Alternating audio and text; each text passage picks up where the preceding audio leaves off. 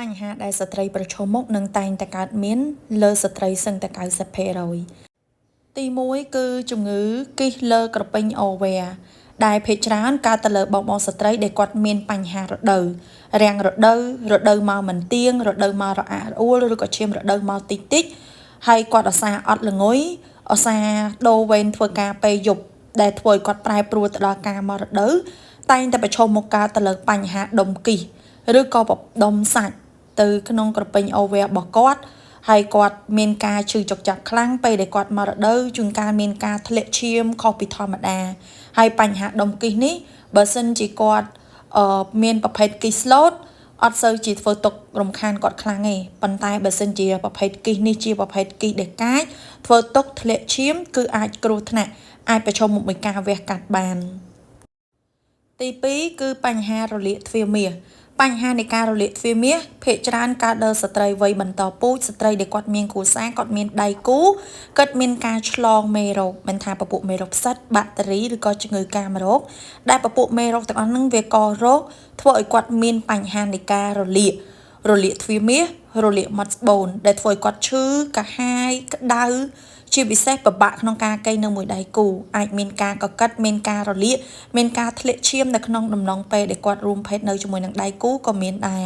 ជាពិសេសគឺគាត់ក្តៅទៅលើបរិវេណទ្វារមាសក្តៅមាត់ស្បូនសូម្បីតែបត់ជើងតូចមកក៏ក្តៅឈឺកាហាយផ្សាពិបាកទ្រាំដែរ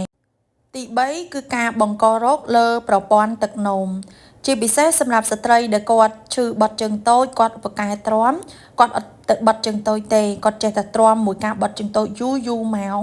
ដែលធ្វើឲ្យមានការបង្ករោគក្នុងតម្រងនោមចឹងធ្វើឲ្យគាត់មានបញ្ហានៃការរលាកប្រព័ន្ធទឹកនោមរបស់គាត់ជាពិសេសស្ត្រីដែលគាត់មានបញ្ហានៃការបង្ករោគនៅទ្វារមាសឬក៏មានការបង្ករោគនៅរន្ធគូតក៏អាចឆ្លងធ្វើឲ្យគាត់មានបញ្ហាទៅលើប្រព័ន្ធទឹកនោមគាត់ដូចគ្នាធ្វើឲ្យគាត់ឈឺអ៊ូលនៅលើថ្ងាសចុករយចកេះចុករយឆ្អឹងខ្នងបត់ជើងតូចមករអាក់រអួលពិបាកនៅក្នុងការបត់ជើងតូចឬក៏បត់ជើងតូចមកជ្រែកជ្រោយយូរទៅអាចមានបញ្ហានៃការរលាកតម្រងនោមខ្សោយតម្រងនោមមានការបង្ករោគលើប្រព័ន្ធទឹកនោមទី4ទាក់ទងនឹងការឈឺចុកចាប់ពេលដែលមករដូវជាធម្មតានៅពេលដែលមករដូវស្ត្រីតែងតែមានការឈឺចុកចាប់ដោយសារឈឺអ៊ូលនៅលើថ្ងាសចុករយចកេះចុករយឆ្អឹងខ្នងចាមានការឈឺចុកចាប់ខ្មួលនៅម្ដុំលើថ្ងាសការឈឺចុកចាប់នេះគឺមានន័យថាស្បូនរបស់យើងមានការកន្ត្រាក់ដើម្បីឲ្យឈាមរដូវធ្លាក់មកហើយបញ្ហានេះគឺកើតឡើងលើស្ត្រីគ្រប់គ្នាតែម្ដងគ្រាន់តែស្ត្រីខ្លះគាត់មានការឈឺចុកចាប់តិចតួចដែលអាចទ្រាំបានតែស្ត្រីខ្លះទៀតគឺមានការឈឺចុកចាប់ខ្លាំងដែលពិបាកក្នុងការទ្រាំរហូតដល់ប្រើថ្នាំបំបាត់ការឈឺចុកចាប់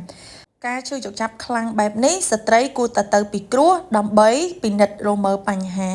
វាអាចមានបញ្ហានៃការរលាកស្បូនមានបញ្ហាស្បត់ច្បូនឬក៏មានបញ្ហាកើតទៅលើដុំគិសឬក៏ដុំសាច់នៅខាងក្នុងស្បូនក៏ធ្វើឲ្យស្ត្រីមានការឈឺចុកចាប់ពេលដែលមករដូវដែរជាពិសេសអាចមានបញ្ហានៃការរលាកស្បូនស្ត្រីបើមានរោគសញ្ញាណាមិនស្រួលឆាប់ទៅពិគ្រោះនិងដោះស្រាយព្យាបាល